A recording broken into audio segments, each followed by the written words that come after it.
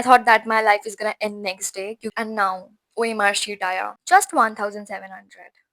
Okay. चलो बात करते हैं इससे। मेरे हाथ ऐसा ऐसा ऐसा था। हल्के में ले रहे थे। पेपर लीक बोल रहे थे। कोर्ट तक पहुंचा दिया। अब करो। Hi, welcome to another story time. Second story time of this channel. So it was NEET 2025 and yes, I appeared for that. We all know that NEET is tough. But itna?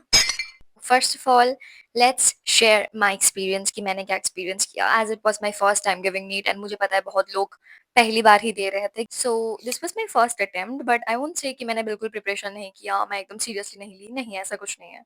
ठीक है मेरा first attempt था but मेरे से जितना possible हो रहा था एक मंथ में क्योंकि I got 1 month literally 1 month एक मंथ में जितना पॉसिबल हो सकता था मेरे लिए मैंने उतना किया. हर जगह से पता चल गया होगा कि नीट का पेपर कैसा था 25 का. सो मेरा पेपर था मतलब मेरा सेट था 46 को तो पता था कि हाँ एक मंथ में प्रिपरेशन लेके नीट नहीं निकलने वाला है बट मेरे अंदर कॉन्फिडेंस कूट कूट के है एकदम.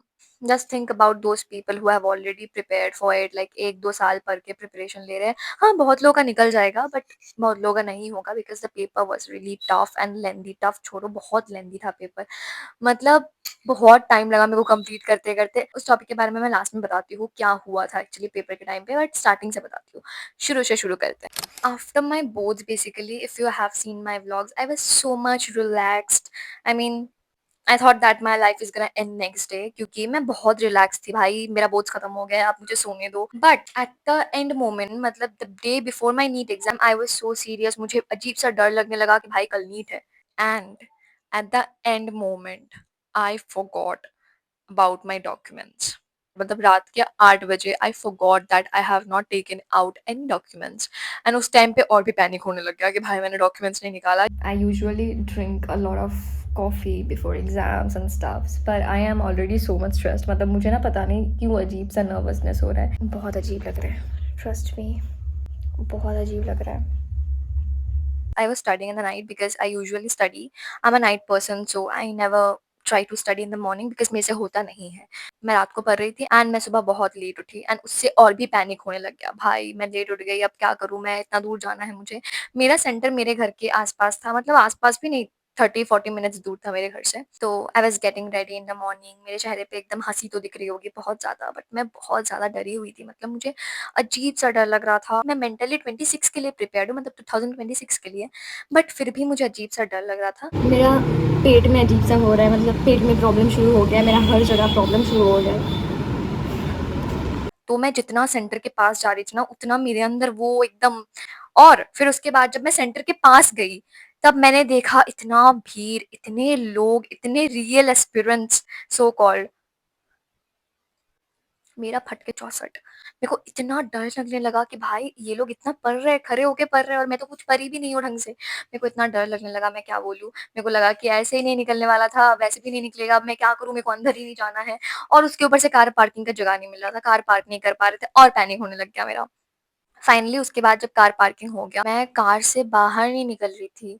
आधा घंटे तक मैं कार में बैठी हुई थी. मुझे इतना डर लग रहा था और मेरा एक दोस्त का सीट भी वहीं पे था तो मैंने उसको कॉल किया कि कब आ रही है and she was like I am coming and नहीं आई. मैंने उस दोस्त को बहुत बार कॉल किया भाई कब आ रही है एंड शी वाज लाइक आ रही हूँ मैं बट वो नहीं आई. और बहुत ऐसा जान पहचान वाला फेस मिल गया मेरे को वहां पे. गेस व्हाट वो लोग कौन थे. मेरे से 2-3 साल सीनियर मतलब मेरे से 2-3 क्लास सीनियर्स थे वो मेरे. मैं जिसका भी फेस देख रही हूँ ना क्लियर पता चल रहा है कि 2-3 ड्रॉप के बाद ही आया हुआ है. तो फिर उसके बाद मैं बहुत हिम्मत करके अकेली अंदर चली गई कि मम्मी बाय मैं जा रही हूँ. मैं मम्मी के पास खड़ी थी बहुत देर तक कि भाई मुझे नहीं जाना है मम्मी छोड़ दो मुझे नहीं देना है मैं घर चली जाती हूँ. एंड शी वाज लाइक चली जाओ अंदर जो होगा देखा जाएगा. एंड फिर मैंने बोला बाय मैं जा रही हूँ. और मैं कसम से मैं एकदम बाय बोला मैंने अंदर चली गई. मैं बाहर बहुत देर तक खड़ी थी फिर उसके बाद मेरे को लगा कि नहीं अब तो जाना है. मैं चली गई अंदर. अंदर जाने के बाद चेकिंग 3-4 स्टेज पे. भाई साहब मेरे को लग रहा था कौन कौन पेट के अंदर मैं माइक्रोचिप घुसा लूं. तो उसके बाद मैं लाइन पे जाके खड़ी हुई. मेरे पीछे एक लड़की आके खड़ी हुई एंड शी इज लाइक हाय कौन से स्कूल से हो आप. I was like I am from Narayana. She is like कहाँ से हो आप. आई एम लाइक इंटरव्यू ले रही है क्या. At least she was talking with me and she was like पता है मैं एक लड़की से थोड़ी देर पहले बात कर रही थी.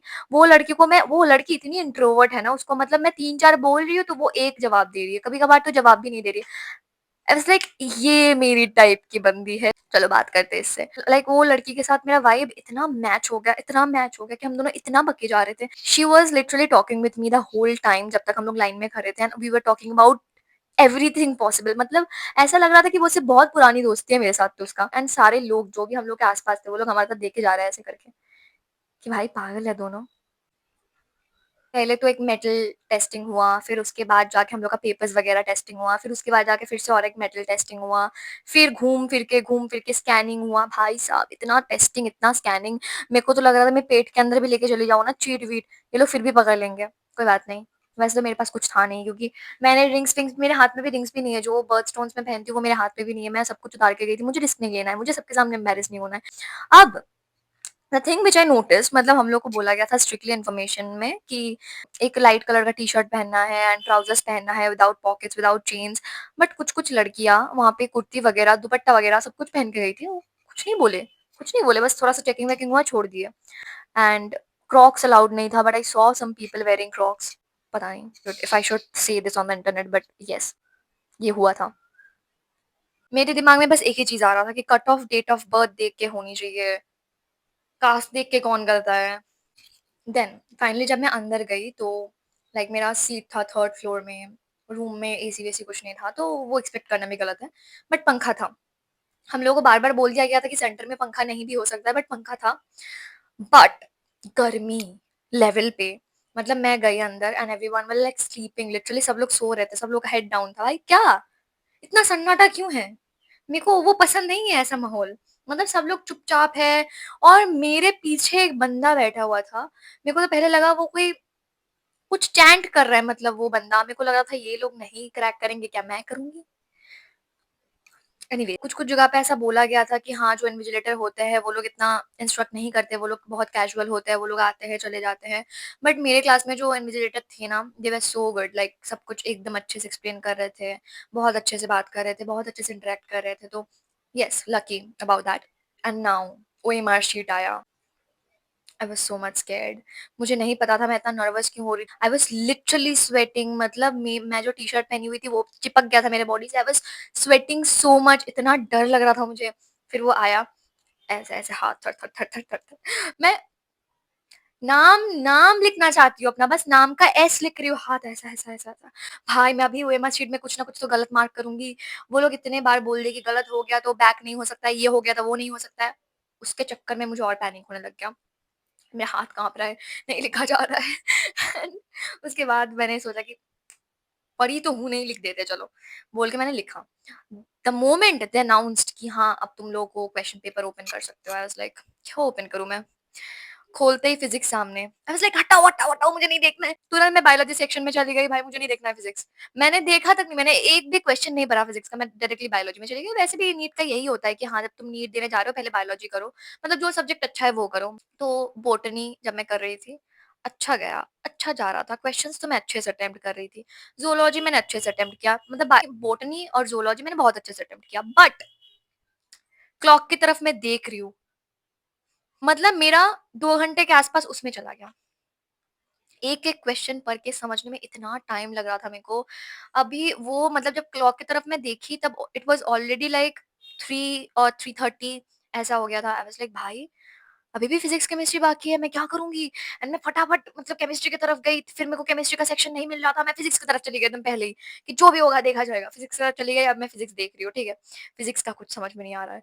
मेरे फट के 64 फिर से, मैं क्या करूँ? मैं पैनिक करने लग गई और मैं ना क्वेश्चन पेपर पे मार्क करते-करते चली गई। मैंने ओएमआर में कुछ मार्क नहीं किया, कि मेरे को लग रहा था कि केमिस्ट्री मेरा फिर भी अच्छा है, मैं केमिस्ट्री को देखने जाती हूँ।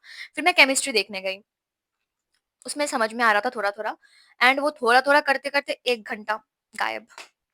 मैंने मार्क तो कर दिया केमिस्ट्री का, फिज़िक्स का क्या करूँ मैं? फिज़िक्स का जो भी है क्वेश्चन में मार्क किया हुआ है एंड क्वेश्चन पेपर में जो भी मार्क किया हुआ था लिटरली लास्ट 15 मिनट में मैं वही सब मार्क किए जा रही थी फिज़िक्स के पेपर में। मेरे को वो थोड़ा-सा देखना था, मेरे को पता है मैं फिज़िक्स में मैं गलत ही करूँगी, बट मेरे को थोड़ा-सा देखना था कि हाँ, जो भी मार्क किया है क्वेश्चन पेपर में एक बार देख के और डबल चेकिंग करके फिर ओएमआर में मार्क करेंगे।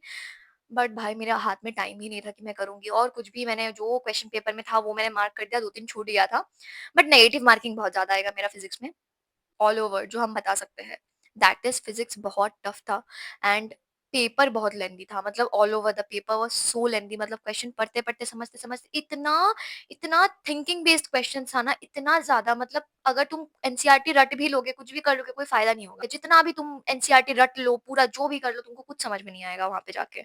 मतलब पूरा कॉन्सेप्चुअल क्वेश्चन है, जो तुम्हारा दिमाग लगा के पूरा करना पड़ेगा। तुम लोग सुन ही लिए होगे टीचर्स लोगों से, तुम लोग सुन ही लिए होगे, मुझे एक्सप्लेन करने की ज़रूरत नहीं है। पिछली बार जो स्कैम हो गया था, ये हो गया था, वो हो गया था, इस बार एनटीए वाले सोच लिए थे कि करो, जो बोलना है बोलो, पेपर हम सेट कर दिए, सॉल्व करके दिखाओ।